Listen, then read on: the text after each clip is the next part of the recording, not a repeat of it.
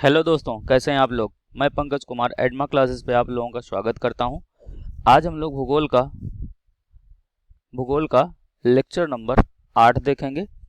इसके पहले 7 लेक्चर हम आप लोगों को ले चुके हैं जो कि यूट्यूब पे आप लोगों को अवेलेबल मिल जाएंगी। सो प्लीज़ आप उन 7 लेक्चर को पहले देख लीजिए। सो स्टार्ट करते हैं। देखिए, समस्या का हल और मेहनत का फल देर से ही मिलता है, पर मिलता ज़रूर है। सो दोस्तों, हार मत मानिएगा, मेहनत करिए, कड़ी मेहनत करिए, सफलता ज़रूर आपके कदम चूमेगी। सो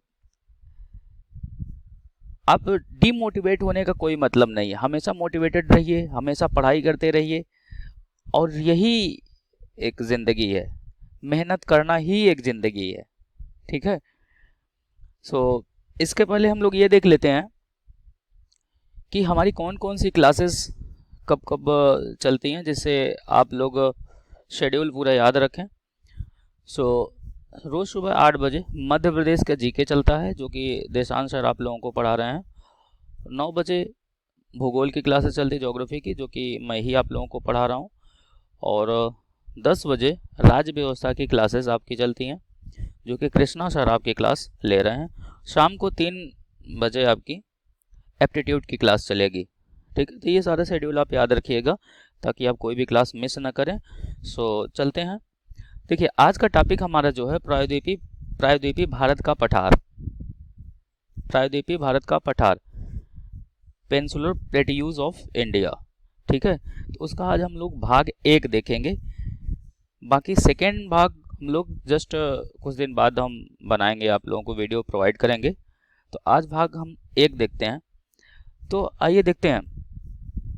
देखिए, ये है इंडियन मैप, ठीक है। तो सबसे पहले हम पढ़ क्या रहे हैं, प्लेट्यूज, पठार पढ़ रहे हैं, प्लेट्यूज। तो सबसे पहले जान लेते हैं प्लेट्यूज क्या होता है। प्लेट्यूज जो होता है वो हमारे प्लेन से थोड़ा ऊपर होता है। जो हमारा प्लेन एरिया मतलब समतल मैदान है, उससे थोड़ा ये ऊपर रहता है, और माउंटेन से नीचे रहता है। तो उसी को हम क्या बोलते हैं, पठार बोलते हैं या फिर प्लेट्यूज बोलते हैं। और हमारी इंडिया को बोला जाता है पेनिनसुलर प्लेट्यूज। अब देखिए, पेनिनसुलर प्लेट्यूज क्यों बोला जाता है, क्योंकि पेनिनसुला क्या होता है कि जो 3 तरफ से वाटर से घिरा हो, 3 तरफ से जल से घिरे हुए क्षेत्र को हम पेनिनसुलर बोलते हैं, ठीक है। हाँ, उसमें जो पठार आता है उसको हम बोलेंगे पेनिनसुलर प्लेट्यूज। तो ये पूरा इंडिया का जो भाग है, ठीक है, ये होता है आपका पेनिनसुलर प्लेट्यूज ऑफ इंडिया, या फिर भारत का पठारी मैदान बोल सकते हैं। तो ये, और ये देखिए, ठीक है। तो इधर है आपकी बंगाल की खाड़ी, इस साइड है अरब सागर,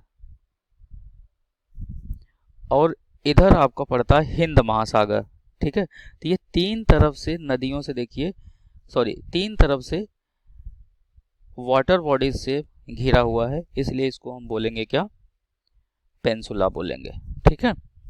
सो अब पेनिनसुलर प्लेट्यू को 2 भागों में डिवाइड किया जाता है। पहला सेंट्रल हाईलैंड, ये मैं सारा चीज़ें इसमें डिनोट कर दिया हूँ, तो आपको मतलब जैसे मैं पॉइंट कर रहा हूँ ये देखिएगा। ये पूरा है सेंट्रल हाईलैंड, ये सेंट्रल हाईलैंड जो कि गुजरात से झारखंड तक जा रहा है, सेंट्रल हाईलैंड। और ये सेंट्रल हाईलैंड पूरा यहाँ तक देखिए ऐसे फैला है, ये ऐसे पूरा यहाँ तक सेंट्रल हाईलैंड अपना फैला है, मध्य उच्चावत जिसको बोल सकते हो सेंट्रल हाईलैंड को, ठीक है। ये पूरा फैला है, और उसके जस्ट नीचे पड़ता है डेक्कन पठार, डेक्कन का पठार, डेक्कन प्लेट्यूज, ये, ठीक है। तो सबसे पहले हम लोग ये देखते हैं कि सेंट्रल हाईलैंड में कुछ पॉइंट्स देखते हैं। सेंट्रल हाईलैंड की बात करें तो सबसे पहले आता है ओल्ड फोल्ड माउंटेन, ये ओल्ड फोल्ड माउंटेन, या इसको बोलते हैं प्राचीन वलित पर्वत, जिसका नाम क्या है, अरावली। ये अरावली रेंज है, ठीक है। ये गुजरात के गुजरात के पालनपुर से स्टार्ट होता है, उसके बाद राजस्थान, हरियाणा और दिल्ली तक फैला है, ठीक है। दिल्ली में इसकी एक हिल्स है, ठीक है, यहाँ पे, जिसका नाम है रायसन हिल्स, जहाँ पे हमारा प्रेसिडेंट हाउस है। यहीं पे हमारा क्या है, रायसन हिल्स पे ही प्रेसिडेंट हाउस है। ये है अरावली की सबसे हाईएस्ट पीक, गुरु शिखर, जो कि राजस्थान के माउंट आबू में स्थित है, ठीक है।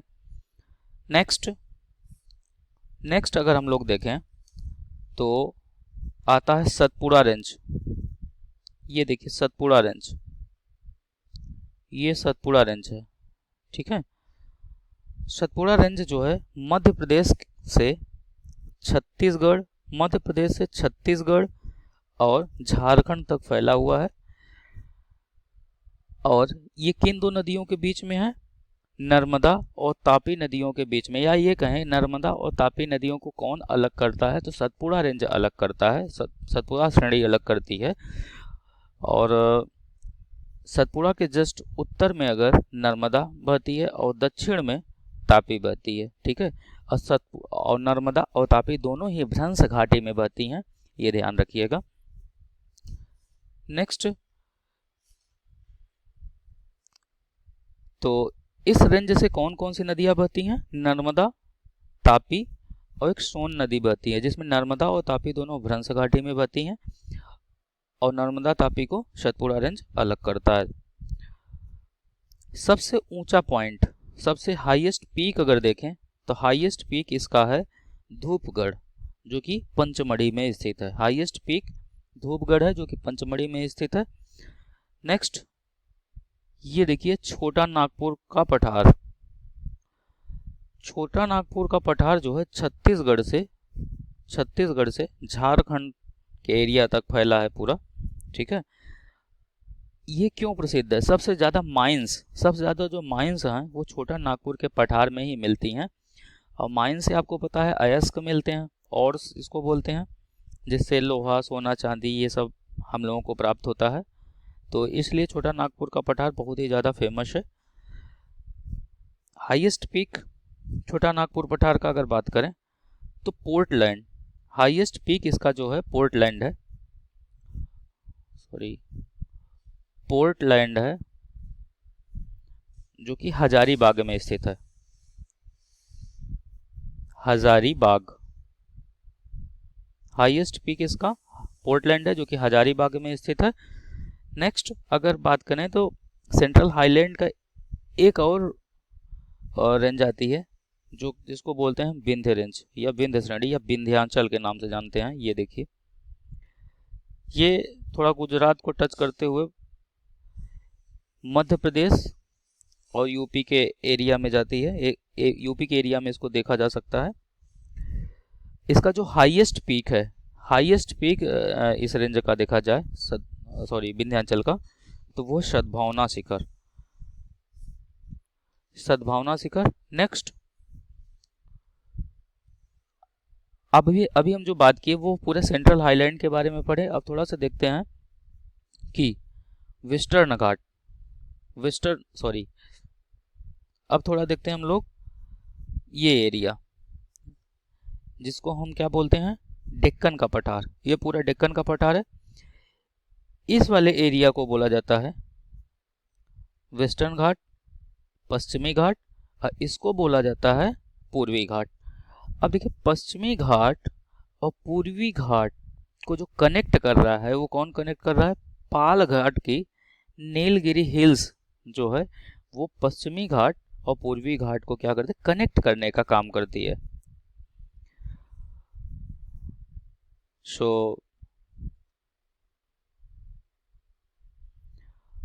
अगर हम वेस्टर्न घाट की बात करें तो वेस्टर्न घाट में मानसून सबसे ज़्यादा उठता है, सबसे ज़्यादा मानसून इधर से ही उठता है और वेस्टर्न घाट से जाके टकराता है। तो सबसे ज़्यादा बारिश जो हमें देखने को मिलती है वो वेस्टर्न घाट में ही देखने को मिलती है। अब वेस्टर्न घाट के केरला में सबसे ज़्यादा बारिश हमें देखने को मिलती है। ठीक है, ईस्टर्न घाट की अगर बात करें, ये ईस्टर्न घाट है, ये ईस्टर्न घाट जो कि पूर्वी तट पे स्थित है। अब इनको हम देखिए बारी बारी से पढ़ेंगे एक एक करके। सो आइए देखते हैं।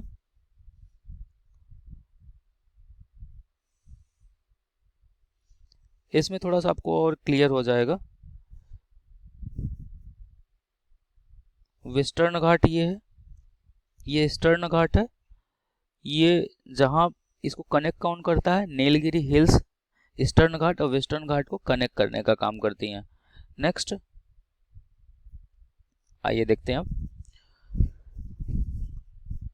ये तो आप लोगों को बता चुके कि पेंसुला क्या होता है, प्रायद्वीप क्या होता है। जो तीन तरफ से नदियों से तीन तरफ से जो जल से घिरा होता है उन्हें हम क्या बोलते हैं, प्रायद्वीप या पेंसुला बोलते हैं। और भारत के ये भाग जो है पठारी होने के कारण इसे प्रायद्वीपी भारत का पठार कहते हैं। अब पठार क्या होते हैं, जो कि समतल मैदान से ऊंचे होते हैं, समतल मैदान से ऊंचे होते हैं और माउंटेन से क्या होता है, कम ऊंचा होता है। ये पठारी भाग होते हैं। यह भूभाग उत्तर में गंगा सतलज मैदान से तथा शेष तीनों दिशाओं में समुद्र से घिरा है। उत्तर में गंगा सतलज मैदान से घिरा है, ये पूरा भाग इधर गंगा सतलज मैदान से घिरा है, और बाकी तीनों साइड जो हैं वो समुद्र से घिरे हैं। इधर आपका पड़ जाएगा बंगाल की खाड़ी, इधर अरब सागर, और ये पूरा पड़ जाएगा इधर पूरा हिंद महासागर। ठीक है, नेक्स्ट। अब प्रायद्वीपीय भारत के अगर पठार की बात करें तो ये क्या है, अनियमित त्रिभुजाकार आकृति वाला भूखंड है। अगर इसके विस्तार की हम बात करें तो उत्तर पश्चिम में अरावली पर्वत वो दिल्ली तक है। उत्तर पश्चिम में बात करें, ये देखिए, ये उत्तर पश्चिम में अरावली पर्वतमाला जो कि दिल्ली तक फैली है। पूर्व में अगर बात करें तो राजमहल की पहाड़ी, पूर्व में राजमहल की पहाड़ी, और पश्चिम में गिर की पहाड़ियों तक है। पश्चिम में गिर की पहाड़ी, दक्षिण में कार्डमम की पहाड़ी, और उत्तर में शिलांग और कार्बो एंगलोंग के पठार तक फैला हुआ है। इसकी जो औसत ऊंचाई है 600 से 900 मीटर के आसपास है। नेक्स्ट, 250 मिलियन पहले अगर देखा जाए तो हमारे अर्थ में एक ही भूभाग पाया जाता था जिसको हम बोलते थे पैंजिया। फिर उसके बाद ये टूट के लौरेशिया और गोंडवाना लैंड में टूट गया। ऊपर वाले भाग को, मतलब नॉर्थ वाले भाग को, उत्तरी भाग को लौरेशिया बोला जाता है और दक्षिणी भाग को गोंडवाना लैंड फिर से कई पार्ट में टूटा और इसी का एक भाग था अफ्रीका, और उसी से टूट के, अफ्रीका से ही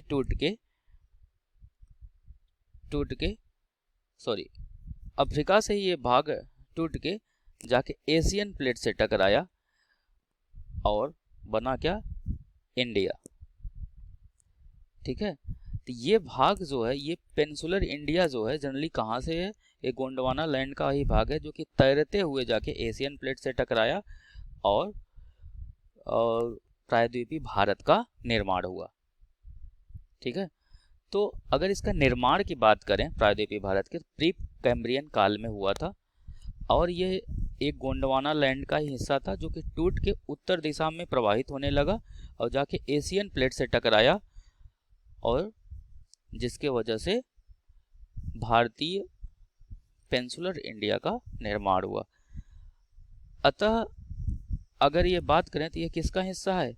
पंजियाई भूभाग का था, क्योंकि सबसे प्राचीन भूभाग तो पंजिया था। पंजियाई 2 पार्ट में टूटा, लौरेशिया और गोंडवाना में।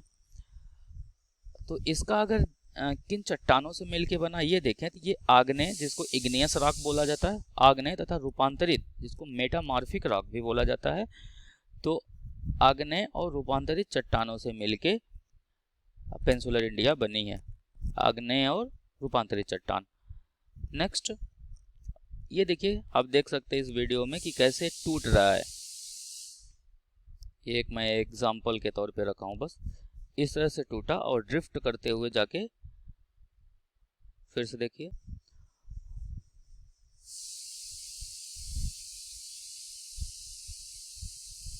देखिए अगर सामान्यतः हम प्रायद्वीपीय भारत की ढाल की अगर हम बात करें तो ये हमारा क्या हुआ, प्रायद्वीपीय भारत, ये पूरा। इसका जो ढाल है, अधिकांश नदियों के प्रवाह से हमें पता चलता है कि पश्चिम से पूर्व है, पश्चिम से पूर्व इसका ढाल है। ये एरिया का अगर भाग देखें, उत्तर पूर्वी भाग का, तो इसका जो उत्तर से पूर्व की तरफ, उत्तर से पूर्व की तरफ है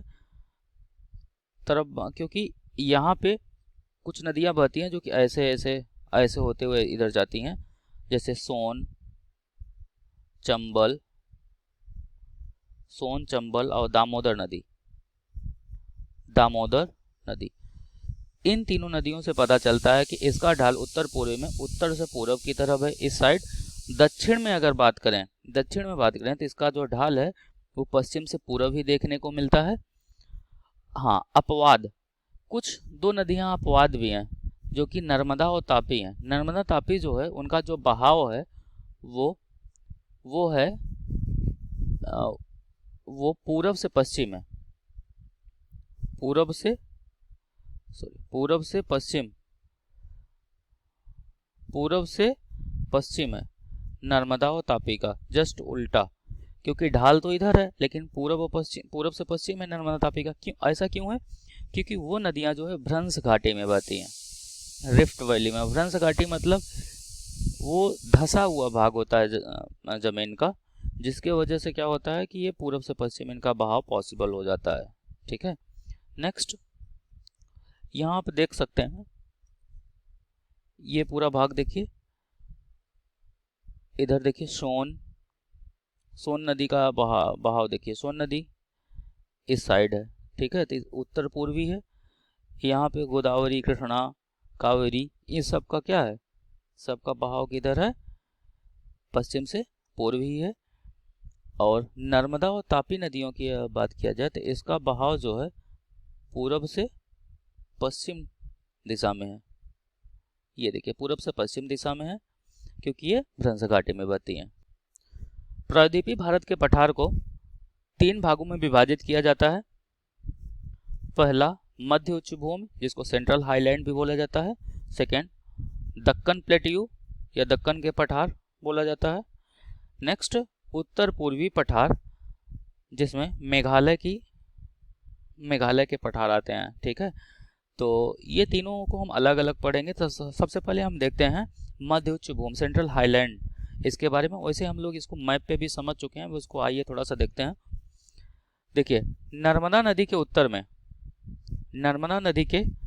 में प्रायद्वीपीय पठार का वह भाग जो कि मालवा के पठार के अधिकतर भागों पर फैला है, उसे मध्य उच्च भूमि के नाम से जाना जाता है। तो ये कहाँ से कहाँ तक फैला है? मालवा के पठार के अधिकतर भागों को, ठीक है, मध्य उच्च भूमि के नाम से जाना जाता है, सेंट्रल हाईलैंड के नाम से जाना जाता है। मध्य उच्च भूमि का प्रमुख हिस्सा, जिसे मालवा के पठार के नाम से जाना जाता है, यह पठारी क्षेत्र पूर्व में महादेव रेंज, पूर्व में अगर बात करें तो महादेव रेंज, ये देखिए पूर्व में महादेव रेंज, उत्तर पश्चिम में अरावली रेंज, और सेंटर में अगर बात करें, ये सेंटर में विंध्य रेंज तक फैला हुआ है। ये मालवा का पठार है। पश्चिमी सबसे महादेव श्रेणी आती है, महादेव रेंज, और उत्तर पश्चिम में अगर बात करें तो अरावली रेंज, और मध्य में अगर हम बात करें तो हमारा विंध्य पर्वत श्रेणी तक फैला हुआ है सेंट्रल हाईलैंड। सेंट्रल हाईलैंड किसका प्रमुख हिस्सा है? मालवा के पठार का। नेक्स्ट अगर ये बात करें, सॉरी एक मिनट, मालवा का पठार जो है मध्य प्रदेश तथा छत्तीसगढ़ में फैला हुआ है तथा यह आग्नेय चट्टानों से बना हुआ है, जिसको इग्नियस रॉक भी बोला जाता है। सॉरी, इग्नियस रॉक भी बोला जाता है। अगर इसके हम ढाल की बात करें तो इस क्षेत्र में कुछ प्रमुख नदियां जो बहती हैं, जैसे चंबल, सिंध, बेतवा तथा केन, इनके बहाव से पता चलता है कि इसका जो ढाल है दक्षिण पश्चिम से उत्तर पूर्व की तरफ है। इनका जो ढाल है वो दक्षिण पश्चिम से उत्तर पूर्व की तरफ देखने को मिलता है मालवा के पठार का। नेक्स्ट अगर हम बात करें तो इसका पूर्वी विस्तार जो है, मालवा के पठार के पूर्वी विस्तार को बुंदेलखंड या बघेलखंड के नाम से जाना जाता है तथा जो ये मध्य हाईलैंड है, मध्य उच्च भूमि है, उसके जो पूर्वी छोर है वो दामोदर और सुवर्ण रेखा नदियों द्वारा अपवाहित होता है, मतलब सिंचित होता है। ठीक है, इस एरिया को पूर्वी छोर को बोला जाता है छोटा नागपुर का पठार।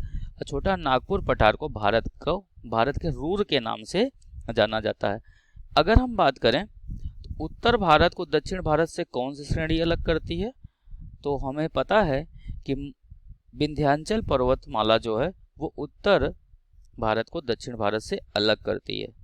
ठीक है, नेक्स्ट हम लोग पढ़ते हैं दक्कन के पठार या फिर डेक्कन प्लेट्यू।